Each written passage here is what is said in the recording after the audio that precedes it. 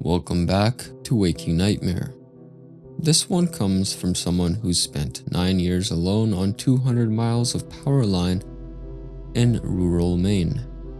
The kind of work that puts you out in the dark, in the quiet, far enough from anyone that if something goes wrong, you handle it yourself. He handled it himself. Sit back and enjoy. 9 years on the same 200 miles of line will teach you things no classroom covers. I know every frost heave on Route 11 north of Portage, every soft shoulder where the truck wants to drift toward the ditch in mud season, every stretch of right-of-way where the alders grow back so thick you can lose a pole in August if you're not watching the GPS. Aroostook County doesn't give you much in the way of company, but it gives you that familiarity. The particular way the road smells after the first hard freeze, the exact pitch of wind coming off the St. John River Valley when a system's building from the northwest. I know this country the way you know a house you've lived in long enough that you stop seeing it and start feeling it instead.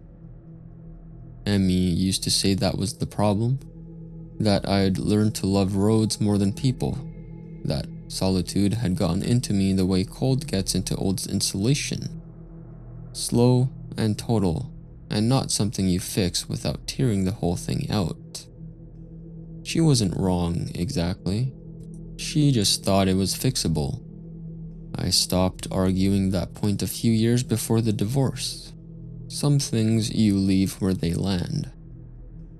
The work suits me. Inspections, fault isolation, scheduled maintenance, storm response. I run the routes solo, log what I find, fix what I can fix in the field, and call in what I can't. Aubrey Harper at dispatch keeps the schedule and the paperwork. Tony King covers the southern segment when the workload splits. It's a clear operation. Quiet. I don't have strong feelings about quiet. Aubrey called at 7:42 on a Wednesday morning, the 23rd of October. I was at the Presqu'île yard, halfway through a coffee I hadn't decided whether I wanted. Got a trouble report up near the Allagash corridor, she said. 3 poles down, consecutive. Somebody flagged them through the automated monitoring last night. I set the coffee on the hood of the truck. Storm damage?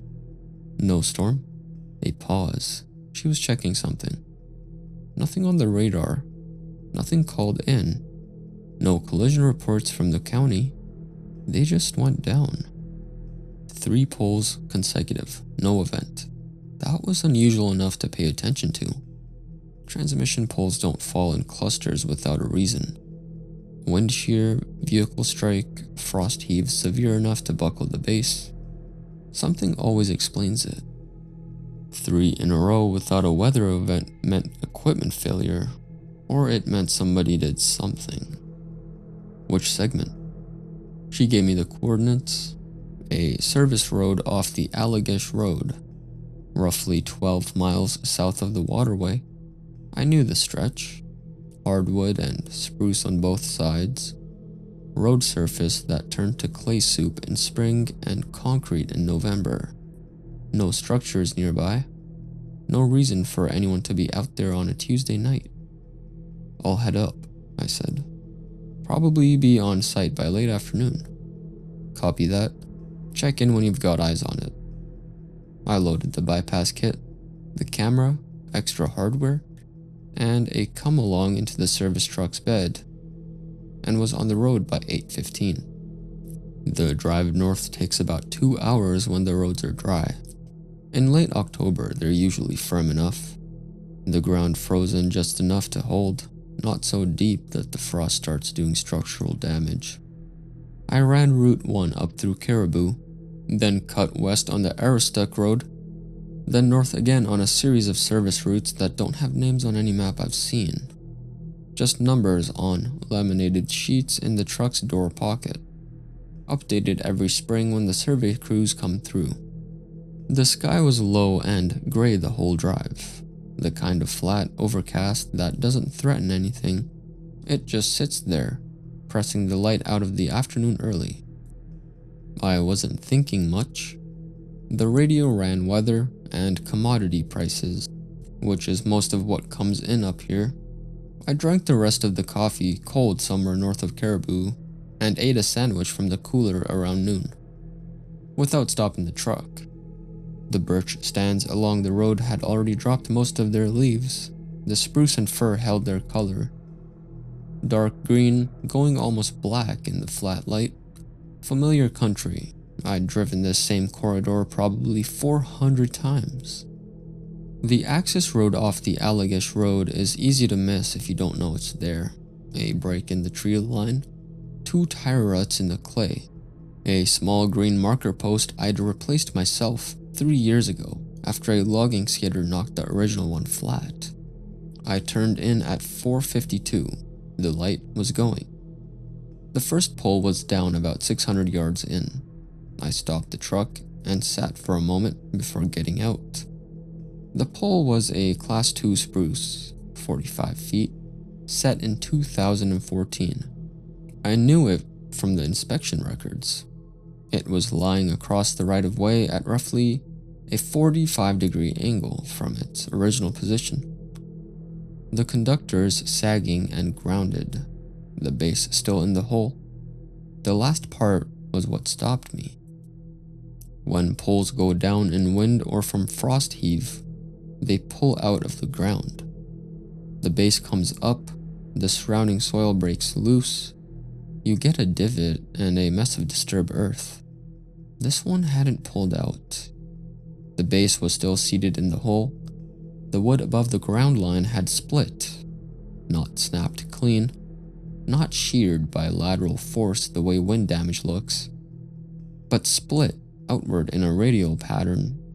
The fibers pushed away from the center in every direction, like something had applied force to the pole itself from the outside in, and the wood had given way under compression. I'd seen poles shattered by vehicle strikes. I'd seen lightning damage, which leaves a characteristic spiral char. I'd seen decay failures where the base rots through and the pole folds at the ground line. I'd seen ice loading bring lines down and carry poles with them. I had not seen this. I got the camera out and worked the base from every angle. 12 photographs, close and wide, with a tape measure for scale. The splinter pattern was consistent all the way around. No char, no skid marks on the approach, no tire tracks in the clay beyond my own. Whatever had done this hadn't come in on wheels, or if it hadn't come in on the road. I filed the report with Aubrey at 5:21, standing next to the truck with the wind picking up out of the northwest. Damage is structural, I told her. Pole's still in the hole, base is blown out. I've got photos uploading now. Cause? Can't confirm yet. I looked at the splintered base again. The wood fibers were pale and dry at the break, which meant it hadn't happened long ago. A day at most, before the exposed grain would start to weather and gray. Logging equipment's my first thought, something heavy moving through the right-of-way and clipping the poles. I'll check the other two. Copy, let me know. I set the bypass and moved on. The second pole was 300 yards further in. Identical damage, base in the hole, wood blown outward in the same radial pattern, the same dry pale grain at the break. I spent 10 minutes on it. Took another 8 photographs and noted the measurement in the log. The splinter pattern on this one extended slightly higher on the pole, about 6 feet from the ground rather than the 4. I marked the difference without drawing any conclusions from it. The third pole was at the end of the access road, where the right-of-way bent slightly east to follow the terrain. I got there in near dark, using the truck's work lights. Same base, same split, same pale wood at the break. Exact same pattern, clean and consistent. Like whatever had done it in the same way, 3 times in a row, without variation. I stood there longer than I needed to. The work light threw hard shadows across the right-of-way, and the spruce wall beyond it looked solid and close. The wind had died down. It was very quiet. I took the photographs, I logged the measurements, I wrote equipment impact, probable, cause unconfirmed in the report field and sent it to Aubrey. 3 poles, no storm, no tracks. No machinery that left any mark on the road coming in or going out. The damage pattern was identical on all 3, spaced across roughly a quarter-mile of right-of-way. And whatever had produced it had applied enough lateral force to blow out the base of a Class 2 spruce pole without pulling it from the ground. I told myself it was vandalism. Heavy equipment, operated by someone who knew how to avoid leaving evidence. It was a reasonable explanation. I got back in the truck and sat with the engine running and the heat on, looking at the 3rd pole in the work lights. It was a reasonable explanation. I filed it and drove back to the main road. The flashlight was a 4D cell mag light, old enough that the barrel had gone from black to gunmetal gray with handling. I swept it along the tree line at the road's edge, the beam cutting through the dark in a tight oval, spruce and hardwood pressed close on both sides.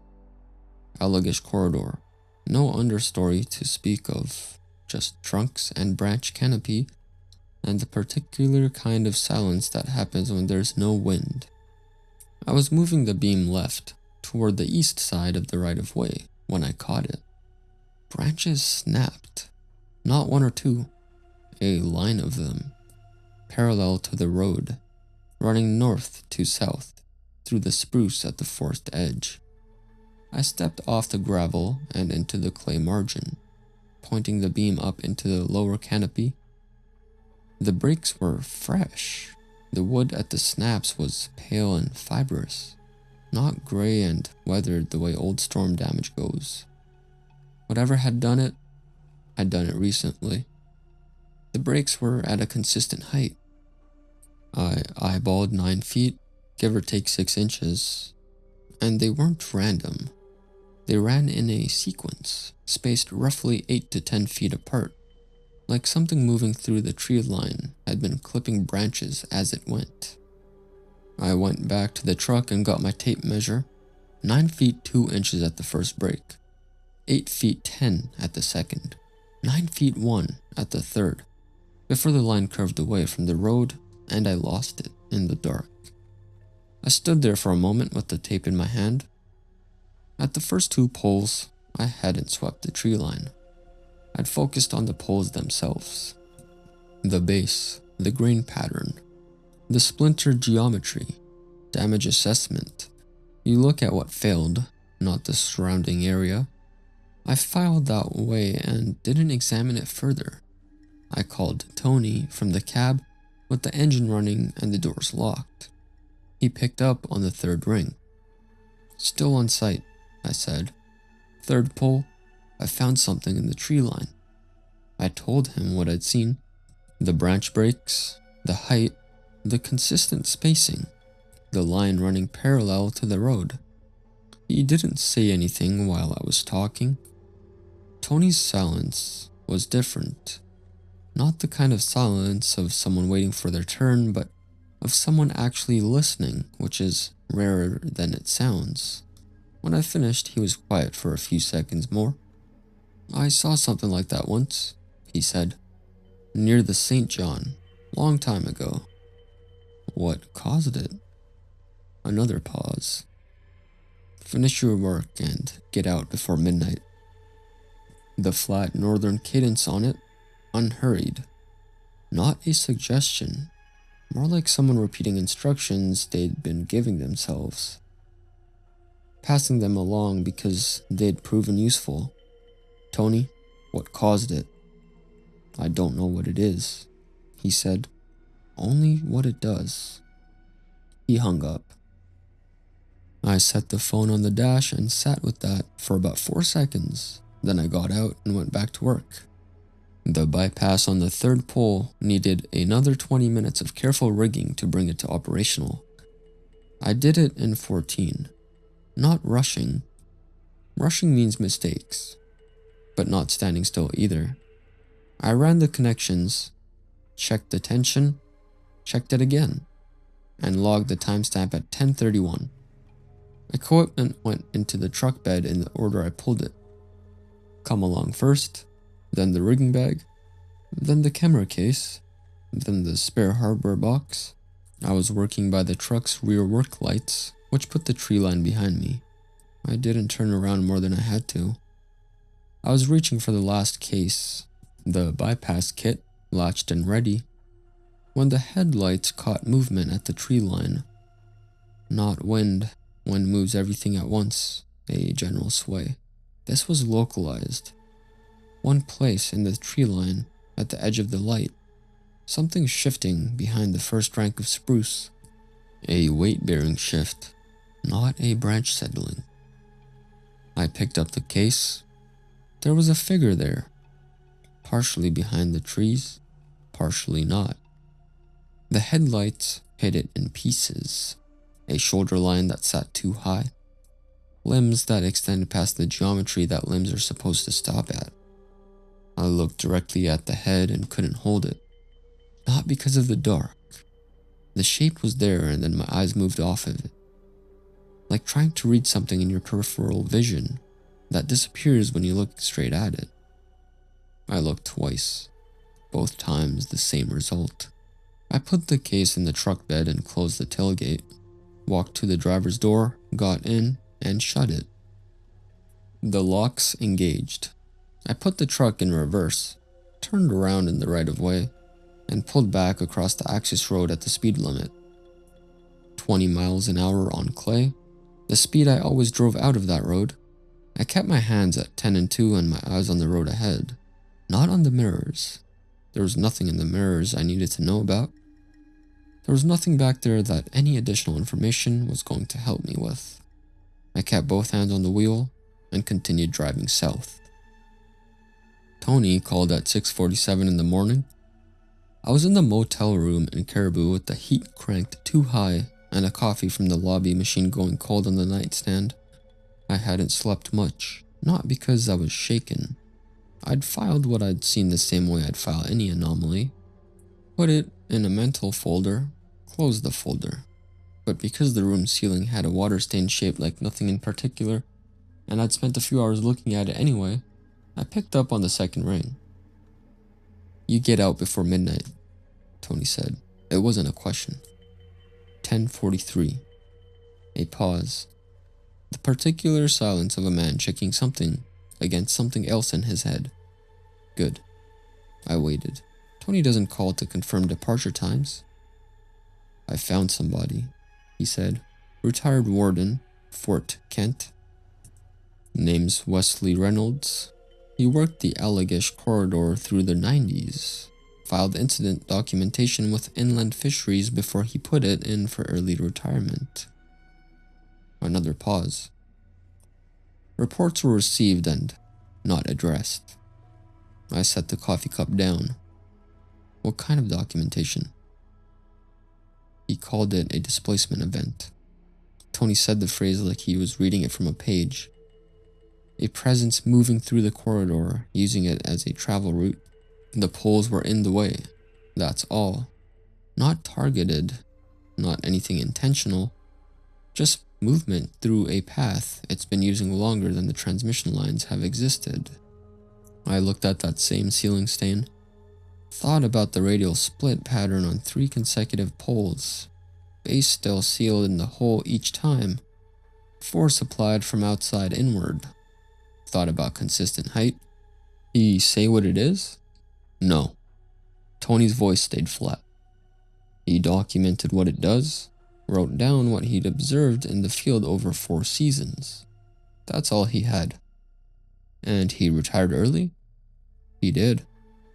I didn't ask why. The answer was in the phrasing. Reports received and not addressed. And I didn't need Tony to elaborate on what it does to a man to file careful, rigorous documentation into an institutional void and get nothing back. "I'll pass along his contact," Tony said, "in case you want it. Send it to my work email." He hung up, I sat with the dead phone in my hand for a moment, then got up and turned the heat down and finished the cold coffee standing at the window. The parking lot was empty except for a salt-dusted pickup and a sedan with a cracked taillight. Ordinary Thursday morning in Caribou. The folder in my head stayed closed, but I was aware of it. I should have gone back alone. I understand that now with the kind of clarity that only comes after you've watched someone else make contact with something they weren't prepared for. I've turned it over enough times that the reasoning feels obvious. Chase was 3 months in, still running on instinct and curiosity instead of trained habit. Hadn't yet developed the professional reflex to look at a job site and see only the job. I knew that about him. I'd watched him on 2 previous calls. Noted the way his eyes moved to the margin of things, the way he asked questions that weren't procedurally necessary. He was a good kid, eager. That was exactly the problem. But I was setting the second pole, and the second pole was a 2-person job. And Tony was on the southern segment, and Aubrey didn't have anyone else available on short notice. So I called Chase, told him to meet me at the yard at noon with his rigging kit, and told myself that was a reasonable decision. I was wrong. We arrived at the access road at 1:48. Clear afternoon, high overcast. The kind of flat gray light that makes distance hard to read. The clay road was firm. Overnight temperatures had been low enough to take the softness out of it. I parked the truck at the second pole and we unloaded without much conversation. Chase was efficient with the equipment, I'll give him that. He moved the come-along and the hardware box without being directed and positioned himself correctly for the first rigging stage without being told. I ran the new pole anchor checks and confirmed the base was still seated, and the ground disturbance was consistent with what I'd photographed the day before. The damage pattern hadn't changed, I hadn't expected it to. We worked for about 20 minutes. I was running the guy wire tension on the east side when Chase stopped moving. Not a gradual stop, an immediate one, like a machine losing power. I noticed because the come-along went slack and the rhythm of the work broke. I looked over. He was standing with both hands at his sides, face turned toward the tree line on the west edge of the right-of-way, staring at the fixed point in the first rank of spruce. "Pass me the come-along," I said. He didn't move. "Chase." "What is that?" His voice was wrong. Not loud, not frightened exactly, just emptied of the ordinary social register. The tone of a man reading something he doesn't have words for. "What is standing in the trees?" I did not look at the tree line. "Nothing's there. Come along." "There's something." "Come along. Now." He took 3 steps toward the spruce. I dropped the guy wire and covered the distance between us in 4 strides, and got my hand around his upper arm and pulled. Not gently. I put my weight into it, turned him hard back toward the truck, kept moving, and didn't stop until we were both against the passenger side door with the metal of the truck at our backs. He was breathing fast, blinking, like a man coming up from water. "Get in the cab," I said, eyes on the dashboard. "Don't look at the windows." "Jose, there's..." "Dashboard, get in." I opened the passenger door and he got in. I walked around to the driver's side without looking at the tree line, got in, and engaged the locks. The truck's cab was warm. Chase had both hands flat on his thighs and he was shaking. A fine, sustained tremor that he clearly couldn't stop. The kind that comes from the body deciding something before the brain catches up. I put my hands on the wheel and looked straight ahead through the windshield at the pole we hadn't finished. "Eyes on the dashboard," I said again, quiet, level.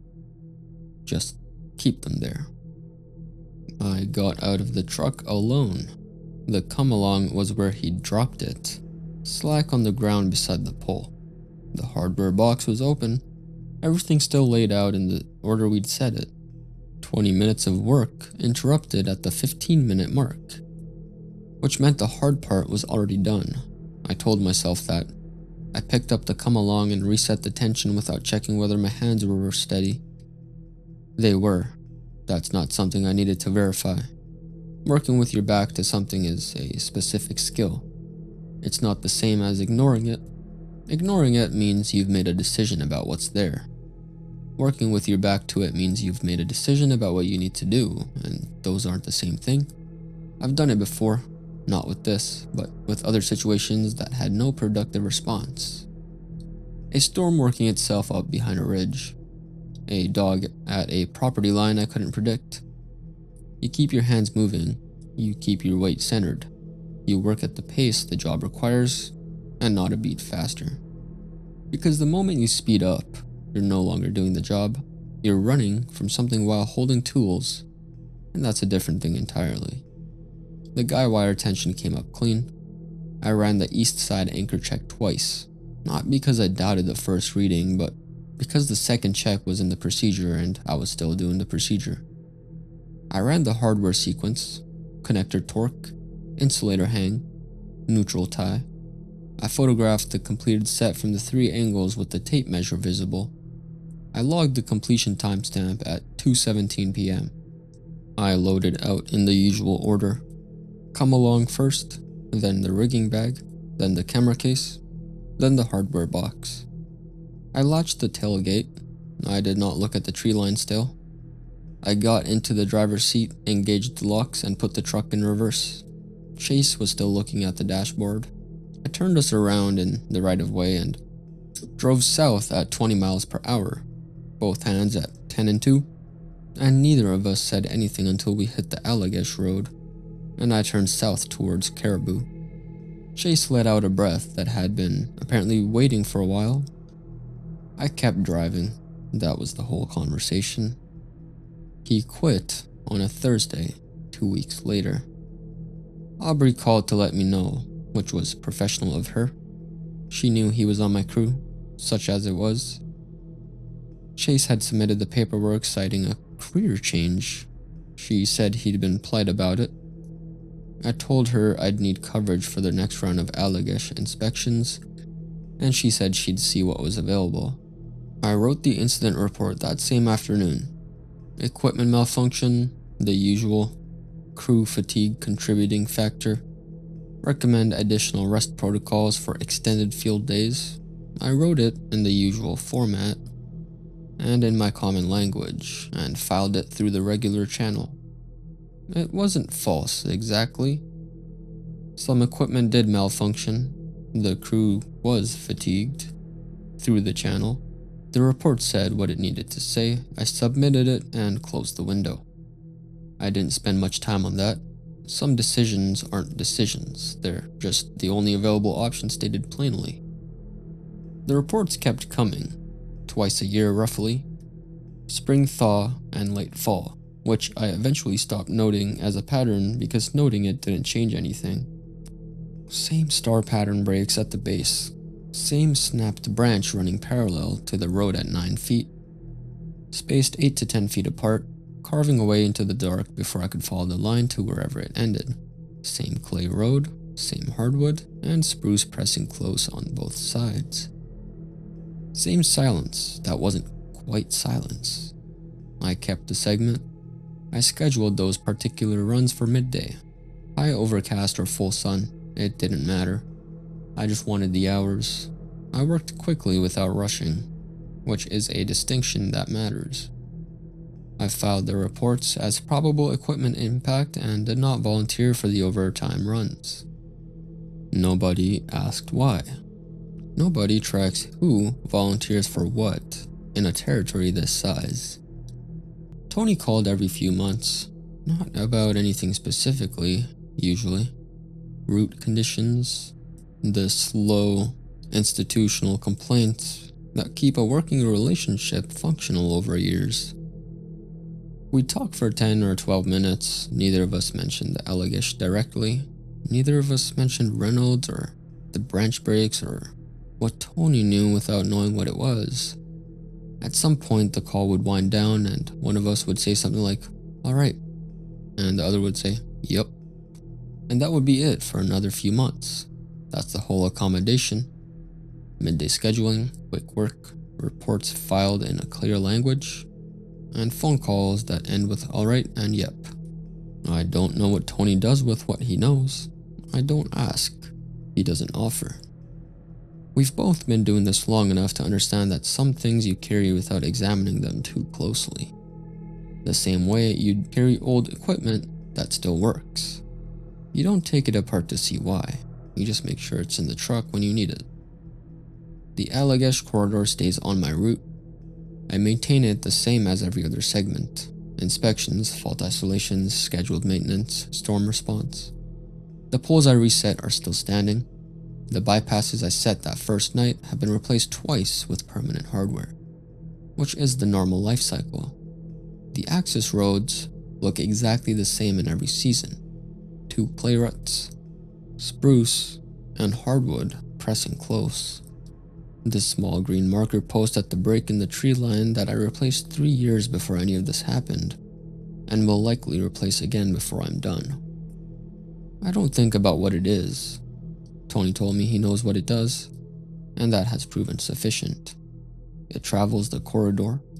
It has been traveling the corridor longer than the infrastructure has existed. The poles are obstacles in a path, not a target, which means the damage is incidental, the same way a moose will push through a fence line without malice and without noticing. You fix the fence, you don't chase the moose. That's the only frame I've found that's any use. I've kept it. 9 years on the same 200 miles, and I'll probably keep it until I'm done. Some routes you don't give up.